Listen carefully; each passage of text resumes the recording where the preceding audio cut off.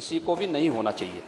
मैंने माननीय नेता प्रतिपक्ष को सुना, माननीय मुख्यमंत्री जी को सुना। मैं सवाल ये है कि महिलाओं के ऊपर अपराध होने पे यूपी कहाँ खड़ा है? क्या माननीय आज ये इस प्रश्न के ऊपर होगी, कल बात करेगा। ये दूसरा, लेकिन माननीय मुख्यमंत्री ने अपने जो कहा स्टेटमेंट दिया कि दलाली नहीं कर सकते हैं, वो बताया नहीं माननीय मंत्री। माननीय ओम प्रकाश जी, अभी माननीय नेता प्रतिपक्ष और माननीय नेता सदन की बात को भी मैंने सुना। मेरे ऊपर जो घटना घटी है मैं उसी पे जिक्र करना चाहता हूं। क्षेत्र भ्रमण के तहत मैंने 5-10 मई को मैं निकला सुबह 10:30 बजे। 3 गांव के बाद चौथे गांव में गया। गाड़ी खड़ी करके हम लोग राम जी राजभर के दरवाजे पर पानी पी रहे थे। उसके बीच एक मोटरसाइकिल से कोई गया, आगे जाकर के लोगों में आगे से भी मोटरसाइकिल आई, दोनों भिड़ गए। विवाद हुआ। विवाद के बाद गांव से ही लाठी डंडा लेकर के चल आए मेरे ऊपर। उन लोगों को ऐसा महसूस हुआ कि ओम प्रकाश राजभर ये मार करा रहे हैं। मैं सोचा ही नहीं, तब तक सुरक्षा कर्मी और हमारे साथ 25-30 लोग थे। उन लोगों ने बीच बचाव किया, फिर गाड़ी में बैठे, फिर लाठी डंडा लेके गाड़ी के आगे खड़े हो गए। फिर किसी तरह हम लोग वहां से निकले तो मैंने एसओ करीमुद्दीनपुर को फोन किया, फिर मैंने एसपी को फोन किया, मैंने एडीजी को फोन किया, प्रमुख सचिव गृह को फोन किया, मैंने डीजी को भी फोन किया। पौना घंटा के बाद एसओ की गाड़ी पहुंची। एसओ से भी वो सब मारपीट करने पर उतारू हो गए। फिर किसी तरह वो हमको वहां से फिर निकालें कैसे। फिर एसपीआरए और एडिशनल एसपी मौके पर पहुंचे। उन लोगों ने कहा कि चलिए इसको कैसे निपटा लिया जाए, कि हमको कोई बात नहीं है, मुझे कोई दिक्कत नहीं है। लेकिन आपके सामने तो उन लोगों ने 2 लोगों को गिरफ्तार किया और ये तय हुआ कि हम लोग इन लोगों को गिरफ्तार करेंगे। और एसपीआरए महोदय और एडिशनल एसपी ने मुझसे ये खुद कहा, और आप मंगा के देख लीजिएगा, जो गाजीपुर ट्विटर पुलिस का ट्विटर हैंडल है, उसमें उन्होंने दिया भी बयान है कि ओम प्रकाश राजभर बैठे थे, बगल में मोटरसाइकिल से विवाद हुआ, उनको नासमझ हुआ, उसके बाद लोग चढ़ जाए पूछताछ करने के लिए। तो जब जहां मारपीट हो रही तो कोई सीधे पूछताछ करने नहीं आएगा, लाठी डंडे से लैस आए। मुझे कोई दिक्कत नहीं, मैं शांतिप्रिय ढंग से बैठा था।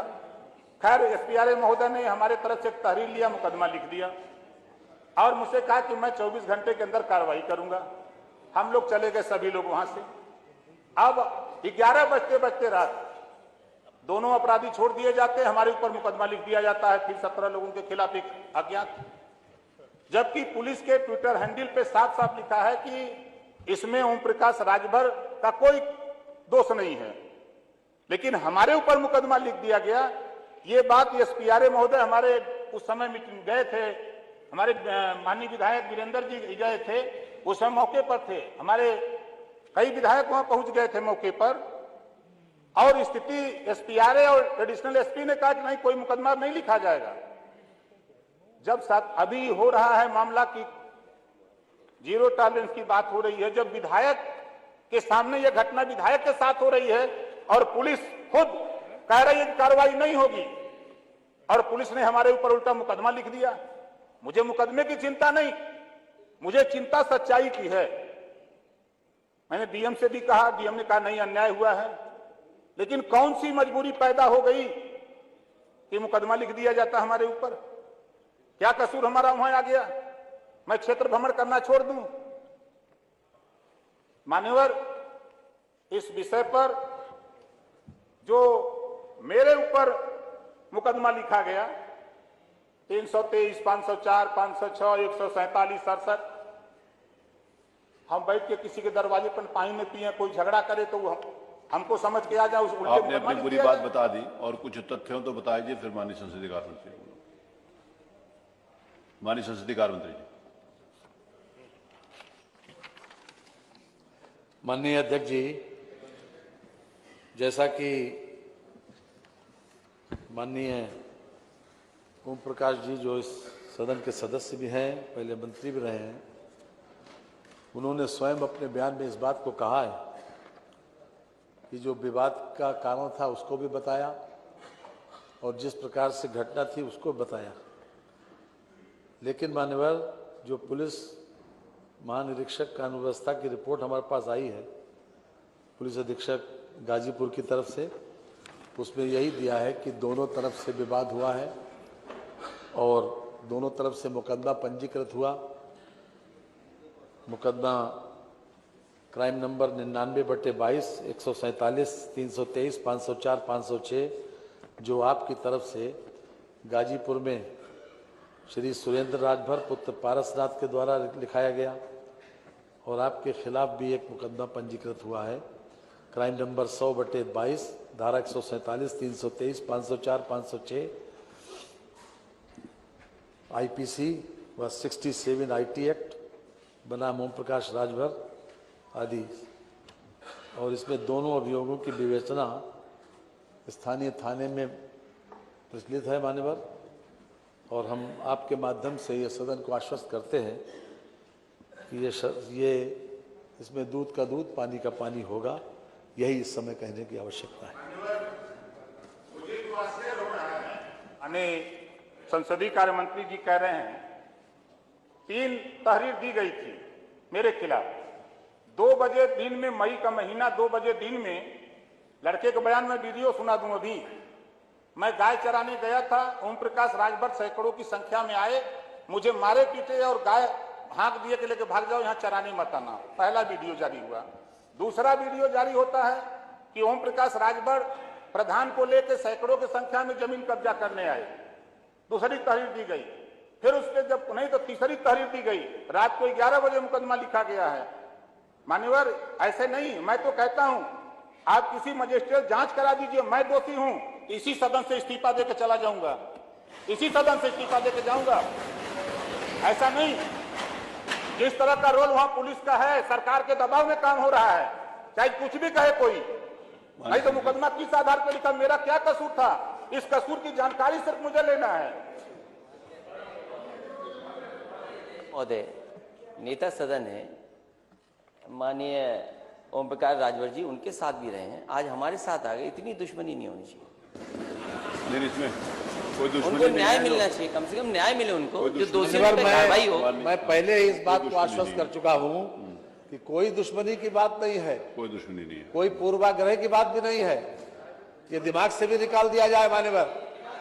चाहिए दिमाग से नहीं बात होनी चाहिए। दिमाग से क्या निकाल दिया जाए?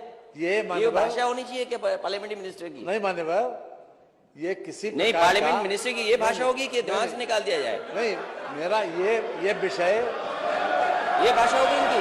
उन्होंने ये नहीं, उन्होंने कहा कि कोई ये दिमाग से निकाल दिया, कोई दुश्मनी नहीं है। ये कोई दुश्मनी नहीं है। कोई दुश्मनी ये बात ये सिर्फ इसलिए कही गई कि नहीं, ये और माननीय सदस्य के साथ अन्याय हुआ है, उसकी जांच कराने के लिए माननीय संसदीय कार्य ये किसी की थी उस दिन मैंने खुद जिलाधिकारी महोदय, जिलाधिकारी जो थे उससे बात हुई मेरी। मैंने कहा कि नेता पुराने हैं, इनके साथ ऐसा व्यवहार नहीं होना चाहिए। उन्होंने कहा कि मेरी जानकारी में नहीं है, मैं दिखवा लूंगा। और घटना हुई है उनके साथ और जानबूझ करके घटना हुई है। उसका जवाब दे रहे हैं माननीय संसदीय। मैंने इसीलिए कहा कि ये मेरा सिर्फ मेरा कहने का आशय सिर्फ ये जीत का घमंड नहीं होना चाहिए। मैं भी जानता हूं कैसे जीते हैं। अगर दिल्ली वाले नहीं आए होते तो इनकी जमानत जब्त हो जाती। दिल्ली वालों से जीते हैं, इनकी बहुत सारे लोग बेईमानी से जीते हैं। नहीं, वो क्या जीतने का घमंड दिखाते हो? कोई जीतने का घमंड, एक बार सुन लीजिए। कोई जीतने, माननीय अध्यक्ष जी, नहीं शांत हो। नहीं, आप बैठिए, बाबू सिंह जी, आप बैठिए, राजेश जी बैठिए, आप ये आप बैठिए, नहीं आप बैठिए प्लीज। कोई मान्यवर, मेरी बाबू जी, आप माननीय विधायक जी नहीं, राजेश जी बैठिए, आपको बोलने की इजाजत नहीं है। ये देखिए राजेश जी बैठिए, आप ये देखिए अध्यक्ष जी, अध्यक्ष महोदय, ऐसे हाउस नहीं चल सकता, ये भाषा व्यवहार नहीं हो सकती। माननीय अध्यक्ष जी, माननीय अध्यक्ष जी, जैसा कि मैंने माननीय राजभर जी ने जब कहा था, तो उसी वक्त जब उन्होंने अपना सदन के सामने नियम 56 की सूचना के संबंध में अपना वक्तव्य दिया, तो मैंने उसी वक्त इस बात को कहा कि पूरी तरीके से न्याय होगा, दोनों मामलों में किसी प्रकार का कोई पक्षपात नहीं होगा। मान्यवर, ये मैं आपको आपके माध्यम से सदन को आश्वस्त करता हूं। ठीक है माननीय। और किसी प्रकार का कोई घमंड नहीं है, घमंड की कोई बात ही नहीं है इसमें। जब मैंने कह दिया कि जो विवेचना है उसमें न्याय होगा, निष्पक्ष रूप से मैं आपसे आश्वस्त माननीय करता मंत्री जी ने हूं कह कि दिया। किसी प्रकार का कोई बात नहीं। अगली दो सूचनाएं मैं ध्यान आकर्षण, अब आगे वो निष्पक्ष जांच होगी। देखिए आप निष्पक्ष जांच जो माननीय नहीं, आप यहाँ पर ये जांच का विषय नहीं है, जांच जहां से होनी है वहां से होनी है। आपने माननीय राजभर जी, आपने अपनी पूरी बात बताई। माननीय संसदीय कार्य मंत्री जी ने कहा कि आपने भी रिपोर्ट लिखाई है, दोनों की निष्पक्ष जांच हो जाएगी। निष्पक्ष जांच के अलावा आप क्या चाहते हैं? कोई पक्ष या ना पक्ष? यहाँ माननीय संसदीय कार्य मंत्री किसी का पक्ष नहीं ले सकते, किसी का भी। जो जांच जो भी करेगा, अगर आपको जांच के ऊपर कोई डाउट है तो आप संसदीय कार्य मंत्री से रिक्वेस्ट कर लीजिए।